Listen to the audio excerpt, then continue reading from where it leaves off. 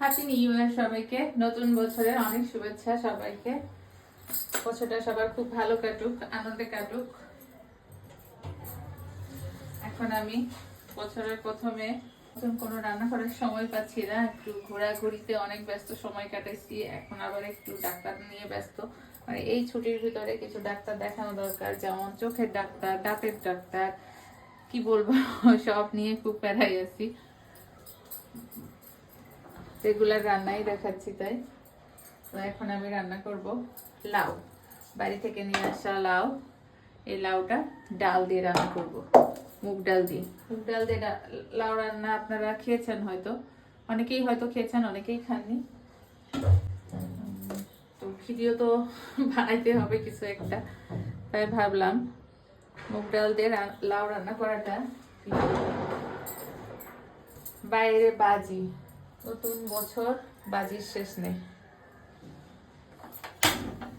কত বাজি যে আছে, এই শনি বাজি ফোটানো নিষেধ, এই সেই, কিন্তু আমার এলাকায় আমি কখনোই বাজি ছাড়া থাকে না, দেখি না। বিয়ে শাদী হলেও কথা নেই। এই এলাকাতে বোধ হয় বাজি ফুটাইতে বেশি পছন্দ করে নাকি জানি না, সব সময় বাজি ফুটতেই থাকে। রান্নাঘরটার একটু ওয়ালপেপার লাগাইলাম, দেখাইছি আপনাদের। ছোট রান্নাঘর তো, কিচেন কর্নারও বলা যেতে পারে, খুবই ছোট। এটা একটা টি স্টেশন মতো ছিল আগে, যখন এখানে আমাদের অফিস ছিল ছোট্ট একটা, তো সেটাতেই আমি কাজ করে নিচ্ছি নিজে নিজে।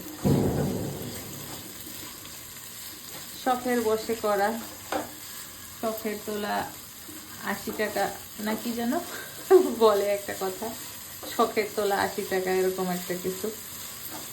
আমারও ভিডিও বানানোর শখ হয়েছে, জানি না কতদিন থাকে।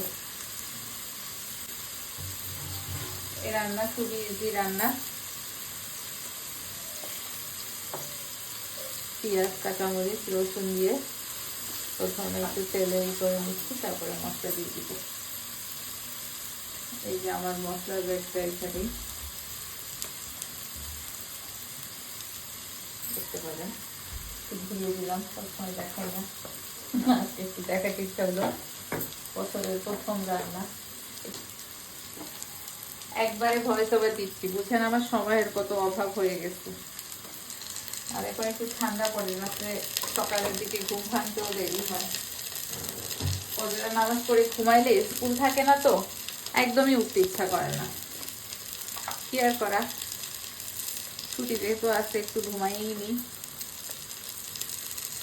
বয়স বাড়তে বাড়তে ঘুমের কষ্ট শুরু হবে, তখন চাইলেও ঘুমাইতে পারবো না। ততদিন ঘুমাইতে পারি, একটু ঘুমাই নেওয়া ভালো। শীতের সকালে ওঠা খুবই কষ্ট। নামাজটা পড়ে, অ্যাকচুয়ালি নামাজ পড়ার পরে মনে হয় ঘুমটা আরো বেশি গভীর হয়, আমার ক্ষেত্রে তো তাই হয় মনে হয়। এবার আমি টমেটোটা দিয়ে দিব। এটা পরেও বাগার দেওয়া যায়, আমি একবারেই দিয়ে দিচ্ছি, পরে বাগার দিলেও ভালো লাগে। এটা যখন খুশি দিতে পারেন, সবার রান্নাতে একরকম ভাবে তা না, একই রান্না কিন্তু এক একজনের কাছে এক এক রকম টেস্ট হবে। কাঁচামরিচ বেশ খানিকটা দেওয়া হয়েছে, শুকনা মরিচ খুব বেশি দিব না, অল্প একটু দিব। তো নতুন বছরে কার কি প্ল্যান?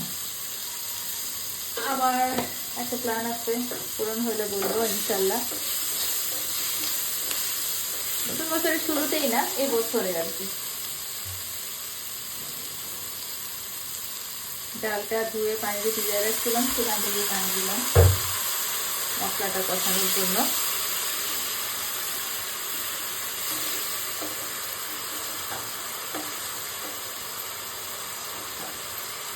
লাউ খাওয়া কিন্তু খুব ভালো, হেলদি খাবার।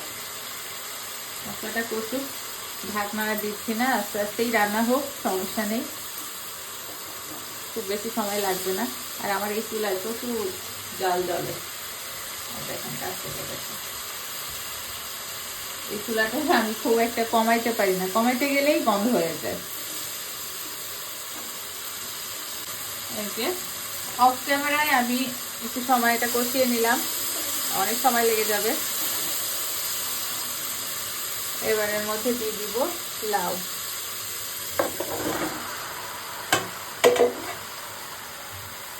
ডালটাও দিয়ে দিব, সময় লাগবে যেহেতু।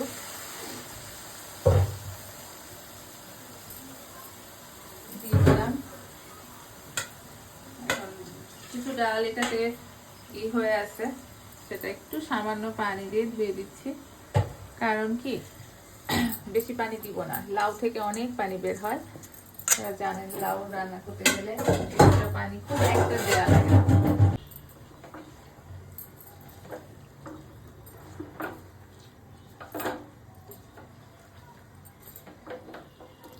আমার খুব পছন্দ, শুধু লাউ ডাল না, লাউ বড়ি দিয়ে রান্না করা, তারপরে লাউ চিংড়ি, লাউ ডাল, লাউ সবকিছুই ভালো লাগে। লাউ খেলে পেটটা ঠান্ডাও থাকে। যাদের গ্যাসের সমস্যা আছে তারা বেশি বেশি কাঁচা পেঁপে আর লাউ খাবেন, লাউয়ের তরকারি খাবেন, দেখবেন অনেক ভালো লাগবে, ভালো থাকবেন। এই যে পেঁয়াজের কালি ছিল অল্প কিছু, এটাও দিয়ে দিচ্ছি।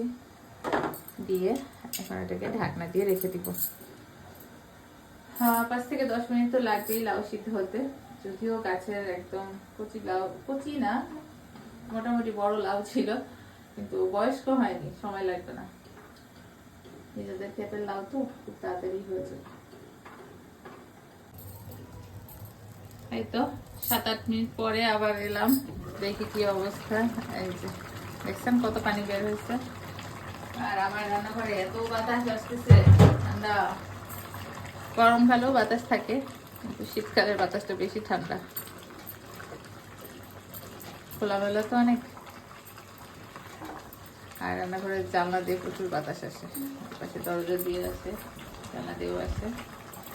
এই যে তাদের কাছ থেকে ধনে পাতা তুলে নিয়ে আসলো, রাখি দিব আর কি।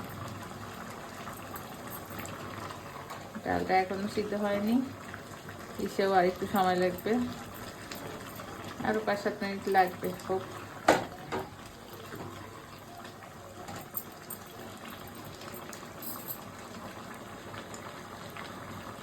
দেখেন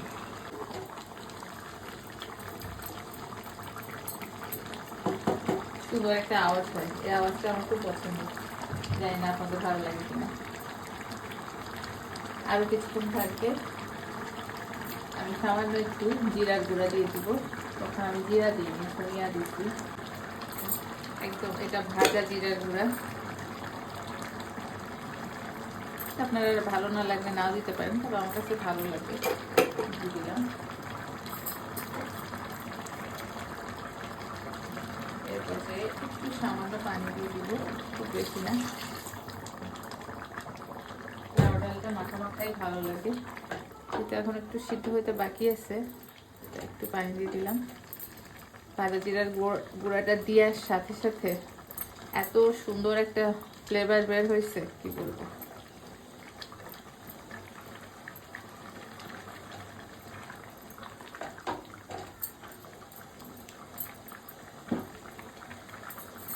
নিজেদের গাছের শাকসবজি খাওয়ার মজাই আলাদা। এই তো আরো 7 মিনিট পরে চলে আসলাম। দেখেন এবার জালটা আমি কমায় দিয়ে রেখেছিলাম, এই যে দেখতেই পাচ্ছেন ডালটা, লাউটা খুব সুন্দরভাবে সিদ্ধ হয়ে গেছে। এই যে একদম চাপ দেয়াই লাগতেছে না, লাউ গলে যাচ্ছে। এবার আমি দিয়ে দিব ধনেপাতা, গাছের ধনেপাতা ছোট ছোট করে কুচি করে।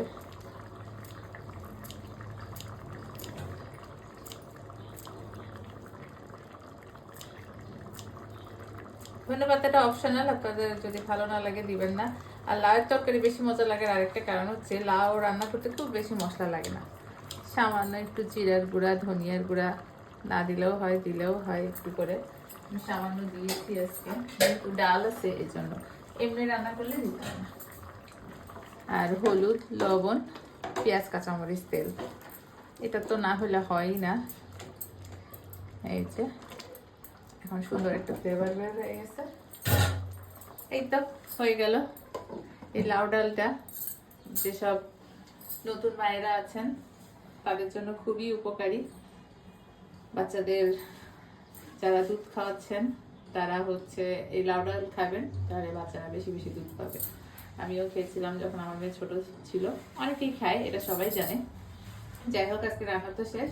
সবাই সুস্থ থাকবেন, ভালো থাকবেন, আমার সাথেই থাকবেন। আর নতুন বছর সবার অনেক অনেক ভালো কাটুক। সবাই সবার জন্য দোয়া করি।